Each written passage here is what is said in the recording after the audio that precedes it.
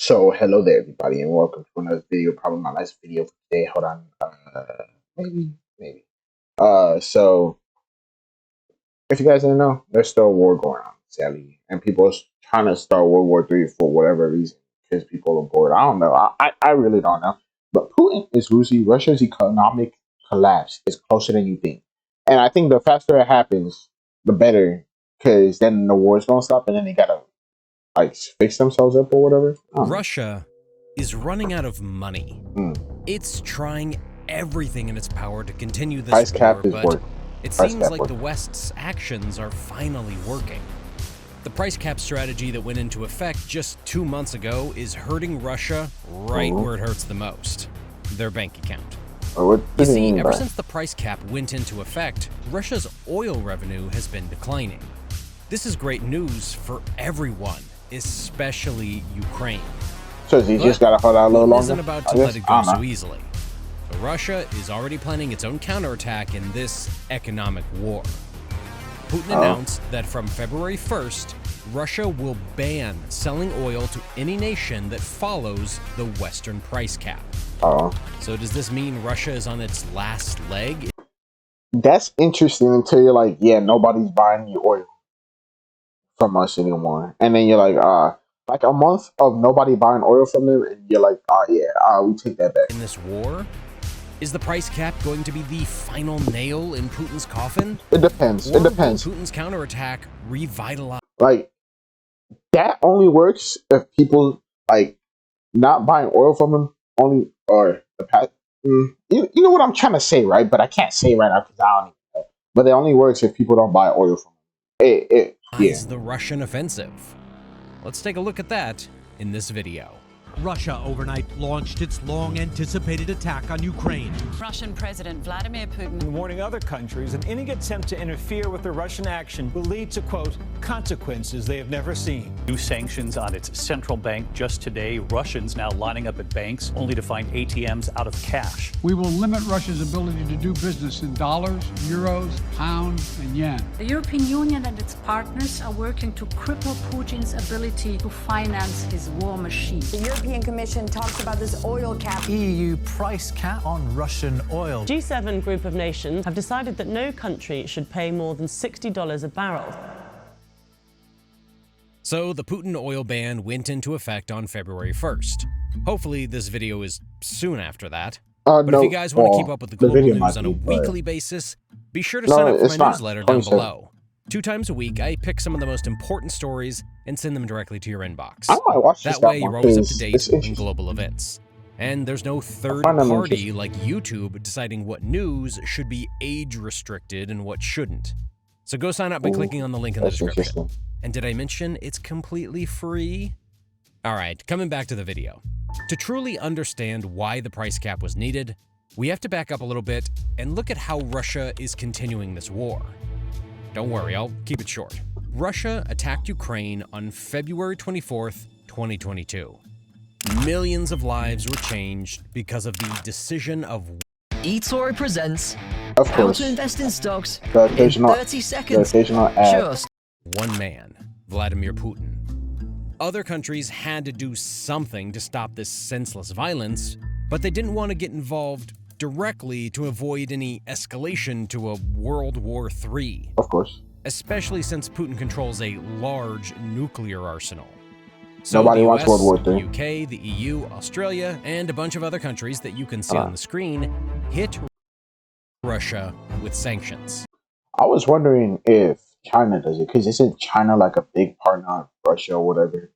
Like, where that, not South Korea, or South Korea. Because I know it's like North Korea, South Korea, and then the North Korea is the one you could go to and chill out at. But if you go to South Korea, then it's the bad one. And like, there's a bunch of like restrictions and shit.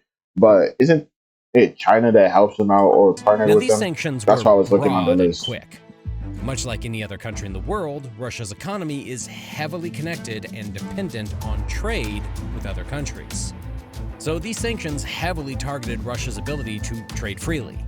In 2020, Russia exported around $330 billion worth of stuff, a big part of which consisted of oil and natural gas, as Russia is one of the biggest energy producers in the world.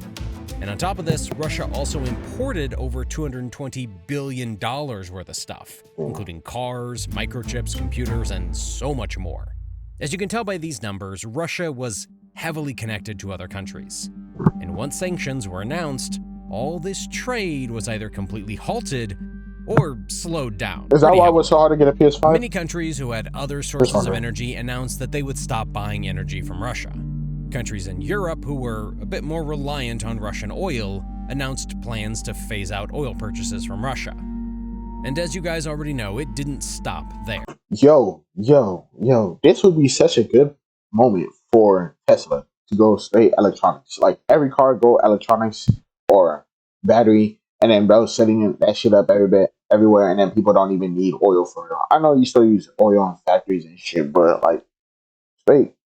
Bro, imagine Russia going to war was the greatest thing they did for planet Earth, because now we don't got to worry about all the oil fumes in the air or all the pollution in the air. That would be crazy, huh? Russian reserves were frozen in foreign countries.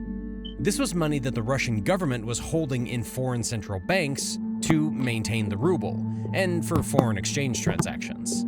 And all of a sudden, Putin had lost access to billions of dollars. Damn. Russian banks were also kicked off the SWIFT network, which is a vital part of the financial world. That. No McDonald's this workers. meant Russian banks were now cut off from doing business with the rest of the world. Sanctions were so harsh and unexpected that Putin had to come out and announce to the world that if sanctions continue, he will be forced to use nuclear weapons. Here it is. Тем, кто позволяет себе такие заявления в отношении России, хочу напомнить, что наша страна также располагает. Bro, are you dead ass, bro? You're going after a territory that you don't even fucking really need for like 10 years of your life that you got left, bro. Различными средствами поражения, а по отдельным компонентам и более современными, чем у стран НАТО. И при угрозе территориальной целостности нашей страны для защиты России. I wonder if they shot those, how many the U.S. would be able to shoot down. Because I'm pretty sure you shoot down missiles before they reach the location, right? Or is that just a movie? Let me know. Нашего народа мы безусловно используем. Nigga, you're not protecting shit. You're not protecting Russia or your people. You're starting a war, which is causing your people to suffer. Все имеющиеся в I can't believe bro so blinded. That's why this is not a bluff. All right, since we just mentioned some controversial war stuff, according to YouTube guidelines, this video won't be brand friendly. So if you guys can take a second to hit the like button. Yeah, you heard it him. lets YouTube know that this is a valuable video, and hopefully the algorithm won't kill its reach. All right, coming back to the video. This all happened very quickly, but what was not quick was the effects of these sanctions. You see, even though those sanctions are nicknamed weapons of economic war, they are very different from actual weapons used in wars. When a missile is launched, the painful effect of it is immediate. When sanctions are dropped, the effects are very slow, and very rarely do they actually hurt the people who are making decisions. It was Putin's decision to launch this war. We've seen from videos of young Russian soldiers that some of them don't even know they are attacking Ukraine, and they were just ordered to go attack by their superiors, and they're just following orders. But sanctions that were enacted because of this war probably will never actually reach Putin. These sanctions will affect average Russians whose jobs and livelihood depend on trade. People who worked in factories or stores that were closed down because of sanctions, those are the ones suffering, not Putin. Of course, I'm not trying to say that sanctions don't work. Sanctions work very slowly when it comes to affecting people in charge, but they usually affect the average citizens first. This is why the West was always looking for creative ways to get to Putin in order to stop this war. This is why the second round of sanctions were against oligarchs and politicians. The goal of these was to hurt the people closest to Putin, in hopes that they would either turn against him or convince him to stop the war. Oligarchs' bank accounts were frozen, their yachts/jets were seized, and their assets were repossessed. That's tough. It's estimated that Russian oligarchs and officials lost. That's tough, but what if they're like, okay, we'll stop the war to get all their money out, they draw out all their money, right? And then they start the war. Can't they just do that? They'll be like, okay. I mean, I feel like if they did that, they would have to sign a treaty, huh? That we won't start a war anymore, and if we do, all whatever countries will be ready to attack us or whatnot. Lost close to $100 billion because of these sanctions, and they were cut off from using the world as their playground. Now the plan was to just sit back and wait and hope somehow Putin is forced to stop the war. But slowly, the world realized that Putin was prepared for most of these sanctions.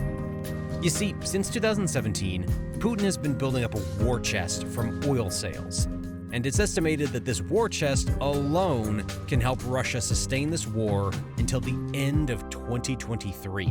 On top of that, as soon as the invasion was launched, oil prices shot up to the highest levels last year, and they stayed relatively high for a good part of 2022. This helped Russia generate a record amount of revenue and keep funding its economy and the war. Record oil prices and inelasticity of oil demand helped offset a lot of the drag down from the sanctions. Russia made $100 billion from fuel exports in the first 100 days after the invasion, which was up 60% from the same time in the previous year. And it made more money while exporting less oil, all thanks to the high prices. This is when the West realized that if they You are about to waste your time and watch another retail trading video, aren't you? A video where some kid will wanted Putin to stop the war, they had to attack where it hurts the most, Russia's oil revenue. Europe was Russia's biggest customer, so they set out a plan to phase out Russian energy purchases by December of 2022. Around the same time, G7 and Australia also passed a price cap on Russian oil to control revenue. European Union countries have agreed to put a cap on the price of Russian oil. Western-led price cap on Russian oil have decided that no country should pay more than $60 a barrel. $60 a barrel on Russian oil. Russia, it's about to ban those countries that set price caps. And will apply to those countries that implemented a cap on what they were willing to pay for Russian oil. Now, the oil price cap means pretty much what the name implies. G7 and Australia wanted to cap the price at which Russia can sell its oil. This way, they can cap the profits Russia is making and hopefully end the war sooner. Now, before we get into how they enforce the price cap, let me quickly answer the question that I'm sure many of you have already been wondering. If Europe had already stopped buying Russian oil, what's the point of a price cap? I'm sure you already know this, but modern economies live on oil. So even if Europe stopped buying Russian oil, that doesn't mean other countries will too, especially India and China, because they're getting it at a sweet discount. But that's something we'll talk about in just a second. Also, I forgot about India. Is India oil from the market either. Powered? Russia is one of the largest oil producers in the world. Damn. Cutting them off completely could mean prices rising exponentially.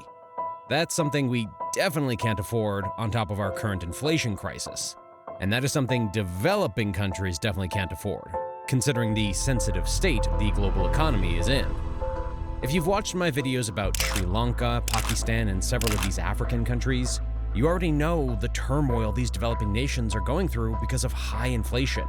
Isn't it like they're on the border of either like growing really like growing a lot or like really just collapsing? They're like on the verge of both.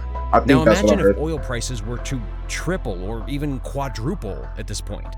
It could literally spell doom for these nations and millions of their citizens. That's why G7 needed some kind of solution where Russian oil is still available in the market, but Russia isn't benefiting from the profits of these oil sales. The solution was a price cap. Enforcing the price cap has a list of challenges that I'll go over soon, but first, let's go over the importance of picking the right price for this price cap. When setting a price cap for anything, there are certain rules you have to follow to even have a shot at success. Number 1, prices can't be so low that the seller isn't even incentivized to sell the product. In Russia's case, the price for the cap can't be below what it costs to produce the oil, because at that point, Russia would just stop producing oil because they're losing money by doing it. Number 2, prices can't be so high that it's not even affecting the market. Meaning, if oil is trading around $80 a barrel, you can't set the price cap at $100 because at that point, the price cap doesn't really matter. Yeah, because they're making these two profit. rules, They could the make price profit. cap of Russian oil was set at $60 per barrel. Based on expert estimates, it costs Russia around $40 per barrel to produce the oil, So at a $60 price cap, there is profit to be made by still producing the oil. On top of that, for the most part, Russian oil was trading above $60 per barrel, so the price cap does have some effect on the market. And it does somewhat limit Russia's ability to maximize their profits from high oil prices. Now, as I've discussed in my previous video about Russia's finances, announcing the price cap is one thing, but enforcing it at an international level is a whole different challenge. When Russia and China are doing a deal to trade oil, the West can't possibly tell China to follow their rules, especially since that relationship hasn't been so friendly recently. It's not just China either. Many other countries are happy to buy Russian oil. And remember, most of the West has already stopped buying oil from Russia. So how do you tell so many other countries to follow the price cap? This is where the power of insurance and the shipping fleet come in. So, what the Western governments have done is make it illegal for Western companies to work with Russian oil unless the price cap of $60 is confirmed. This means that Western vessels can't ship Russian oil unless they have the proper documentation to confirm that the price cap is being upheld. So, this stops Russia from using Western shipping companies. But that doesn't mean it can't just use other shipping companies, right? Wrong. You see, insurance is a very important part of the world's shipping ecosystem. You can't set sail without insurance. You can't dock at ports without insurance, and you can't enter canals without insurance. Luckily for the West, we control 99% of the shipping insurance market. Damn. So any ship, no matter what country it's from, can't get insurance unless it has proper documentation that shows the price cap is being upheld. That means even if Russia was selling oil to India or China, there's a pretty good chance it would be below the price cap. Now, the price cap started on December 3rd of last year, so I have some data on how it's doing, and then we'll go into what Russia's counter is. As soon as the price cap was announced, Putin announced that any country that agreed to the price cap will be banned from buying Russian oil starting February 1st. Which kind of doesn't really make sense, because every country that has agreed to the price cap has already stopped buying Russian oil. That's why they implemented the price cap through the shipping and insurance companies so that other countries follow it. That's like me getting banned from going to the Super Bowl and then saying that I'm never going to go to the Super Bowl. Moving on, the good news is the price cap is working. Quite well, actually. If we look at these charts, we can see Russian oil has traded below $60 a barrel for pretty much the whole time since the cap went into effect on December 3rd. Now, there were reports of Russia trying to set up its own insurance and shipping networks to continue selling its oil, but it doesn't seem like any of that has worked out yet. Worse yet, I think Putin really counted on China and India to make up the demand that had disappeared after Europe stopped buying Russian energy. But that didn't go as he expected. Yeah, that wouldn't make sense, bro. Yeah, like two countries or two big nations or powers said we're not going to do it. When you had four people buying it from you. Now take out two, and you expect the other two to make up for it when they already got what they needed, right? As I mentioned in my previous video, China and India were buying more than the usual amount of oil from Russia, and that was before the price cap. But the only reason they were doing this was because they were getting the oil at a discount when compared to the market price.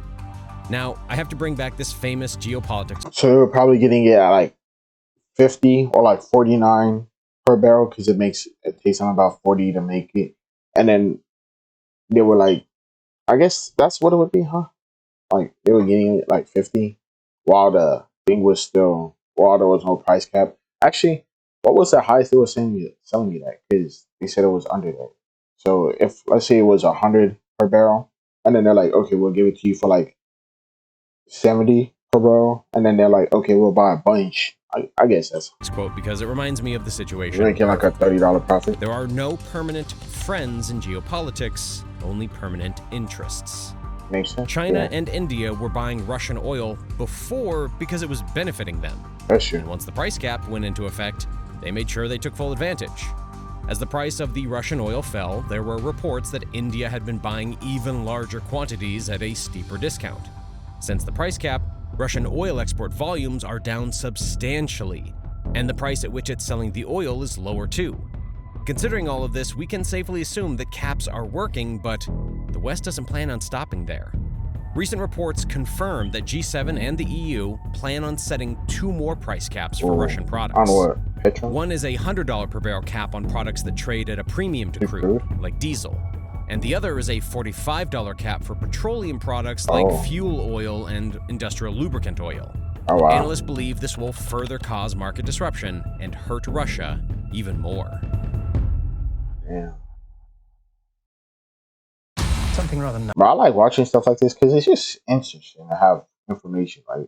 Another important piece to consider about the oil price cap when so many powerful countries say that they won't pay over 60 per barrel. Other countries will also say, well, if they're not paying over 60, why should we? I need an even deeper discount in order to keep doing business with you, Russia. Easy to miss knockout effect NATO. That makes sense. The rules of supply versus demand don't go away. If a country is desperate enough for oil, then it can easily try. Yeah, that's true. One thing to consider is if Russia cuts back on oil production, they run the risk of locking it up for decades. Because the majority of it is in Siberian territory, Siberian tundra. Once they start pumping it out, their wells and the equipment freezes up, and it can take a very long time for it to get going again. The last time was during the fall of the Soviet Union. It was fixed only with the help from the Western business interests and expertise. They won't have that this time. Oh wow, Putin knows what is in store for him in the future. He must win the war, or he's going to lose all his luxury in life, including all his mistresses. And most important of all, Russia will be able to be coerced by the West through an unfriendly Ukraine, backed up by the same West. That will never happen. Finally, something happened. I was thinking that everything is frozen in place, but one thing has to break or the other one. But yeah, like, subscribe. See you guys later. Hope you have a good day or night.